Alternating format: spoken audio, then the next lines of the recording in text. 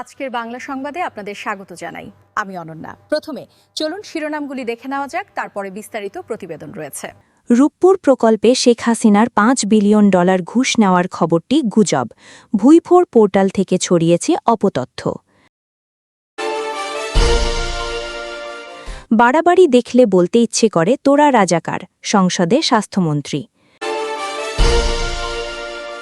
5 মিনিটে গোল দিয়ে তারা ভাবছে আমরাই সেরা খেলোয়াড়।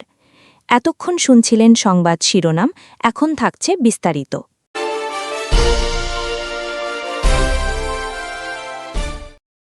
রূপপুর পারমাণবিক বিদ্যুৎ কেন্দ্র প্রকল্প থেকে বাংলাদেশের সাবেক প্রধানমন্ত্রী শেখ হাসিনা, তার ছেলে সজীব ওয়াজেদ জয় এবং ভাগ্নি টিউলিপ সিদ্দিকের $5 বিলিয়ন বা $500 কোটি আত্মসাতের যে খবর সম্প্রতি বিভিন্ন গণমাধ্যম ও সামাজিক যোগাযোগ মাধ্যমে ছড়িয়েছে তা সম্পূর্ণ ভিত্তিহীন।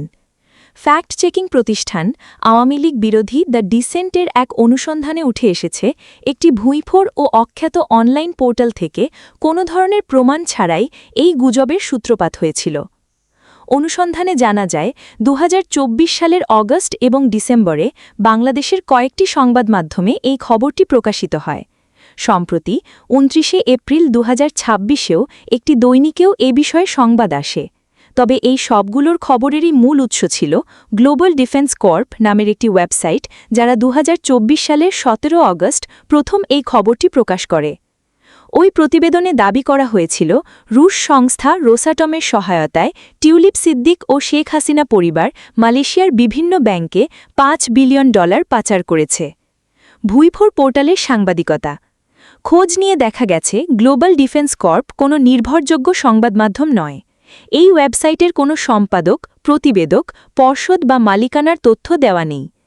এত বড় একটি দুর্নীতির অভিযোগ করা হলেও প্রতিবেদনের কোথাও কোনো ব্যাংক স্টেটমেন্ট, চুক্তির কপি, ফাঁস হওয়া ইমেল বা অন্তত কোনো বেনামি সূত্রের উদ্ধৃতিও দেওয়া হয়নি। সাংবাদিকতার ন্যূনতম নীতি মেনে অভিযুক্তদের আত্মপক্ষ সমর্থনের সুযোগও রাইট অফ রিপ্লাই দেওয়া হয়নি প্রতিবেদনটিতে। এমনকি এই পোর্টালটি এর আগে শেখ হাসিনা ও ভারতের প্রধানমন্ত্রী নরেন্দ্র মোদীর সম্পর্ককে স্বামী স্ত্রীর মতো বলে আখ্যা দিয়ে অত্যন্ত অপেশাদার সংবাদ প্রকাশ করেছিল। ডেভিড বার্গম্যানও এই $5 বিলিয়ন খবরটিকে আগেই অপতথ্য হিসেবে চিহ্নিত করেছিলেন। রাশিয়া ও রোসাটমের কড়া প্রতিক্রিয়া খবরটি ছড়ানোর পরপরই ঢাকায় নিযুক্ত তৎকালীন রুশ রাষ্ট্রদূত আলেকজান্ডার মান্টিৎস্কি একে সম্পূর্ণ মিথ্যা ও গুজব বলে আখ্যা দেন। একই সাথে রুশ রাষ্ট্রীয় পারমাণবিক সংস্থা রোসাটম এক বিবৃতিতে এই উস্কানোমূলক সংবাদ প্রত্যাখ্যান করে জানায় তাদের সব প্রকল্পে স্বচ্ছতা নিশ্চিত করা হয় এবং তারা নিজস্ব সুনাম রক্ষায় আইনি ব্যবস্থা নিতেও প্রস্তুত। তবে রূপপুরে দুর্নীতি হয়েছে অন্যভাবে।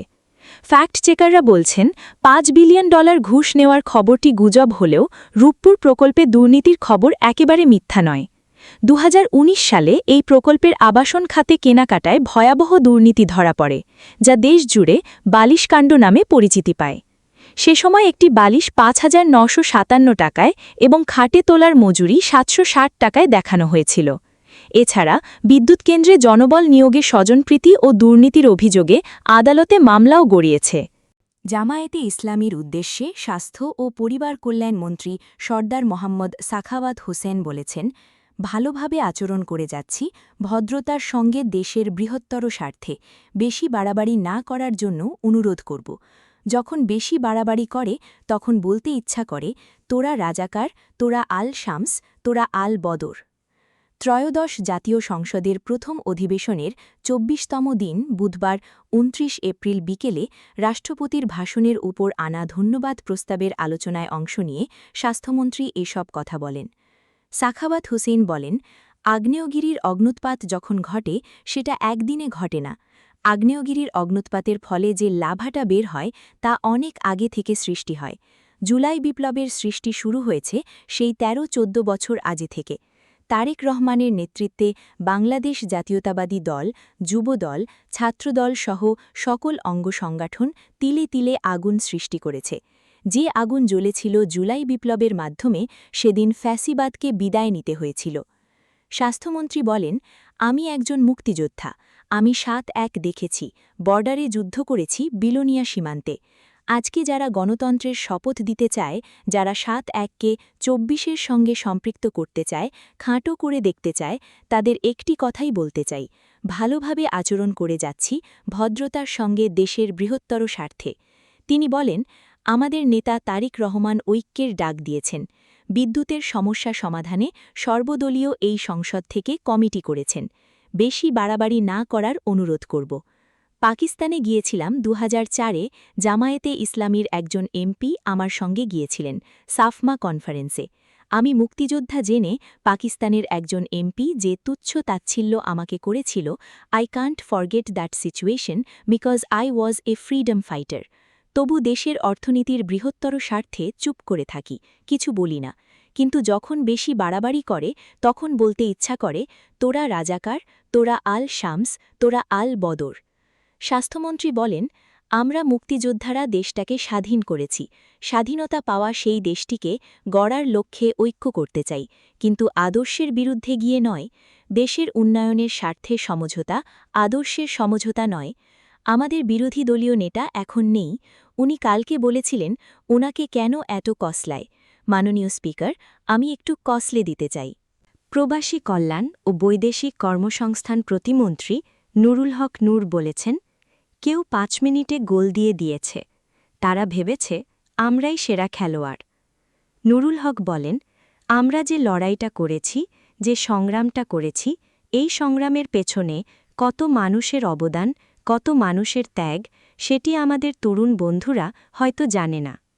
তারা হয়তো মনে করেছে ফুটবলের ৯০ মিনিটের খেলায় হয়তো চান্সে কেউ ৫ মিনিটে গোল দিয়ে দিয়েছে।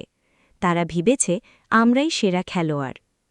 বুধবার ২৯ এপ্রিল বিকালে জাতীয় সংসদে রাষ্ট্রপতির ভাষণের ওপর আনা ধন্যবাদ প্রস্তাবের আলোচনায় নুরুল হক এসব কথা বলেন। বিরোধী জোটকে উদ্দেশ্য করে নুরুল হক নূর আরও বলেন, আমার বিরোধী দলের বন্ধুদের বলবো, আপনারা তর্কের খাতিরে তর্ক, বিরোধিতার খাতিরে বিরোধিতা না করে আল্লাহর ওয়াস্তে এই ৫ বছর এই সরকারের গঠনমূলক সমালোচনা করুন এবং ইতিবাচক পরামর্শের মাধ্যমে সহযোগিতা করুন। ইনশাআল্লাহ আমরা তারেক রহমানের নেতৃত্বে আগামী ৫ বছর দেশকে এগিয়ে নিয়ে যাব। বিএনপি জোটের এই সংসদ সদস্য বলেন, জুলাই সনদে পরিষ্কারভাবে বলা ছিল যে বিষয়গুলোতে আমরা একসঙ্গে পৌঁছাতে পারছি না, রাজনৈতিক দলগুলো সেগুলো জনগণের কাছে নিয়ে যাবে। জনগণ যার পক্ষে ম্যান্ডেট দেবে তারা তাদের মতো করে করবে। আজকে জুলাই সনদের যে ইস্যুতে বিএনপির দ্বিমত ছিল, নোট অফ ডিসেন্ট ছিল, সেটা বিএনপি বাস্তবায়ন করবে, এটাই স্বাভাবিক। কিন্তু এটাকে মিথ্যার সঙ্গে মিথ্যাকে জড়িয়ে আমি মনে করি এই অপপ্রচার অন্তত আমাদের বিরোধী দলের বন্ধুদের করা উচিত নয়।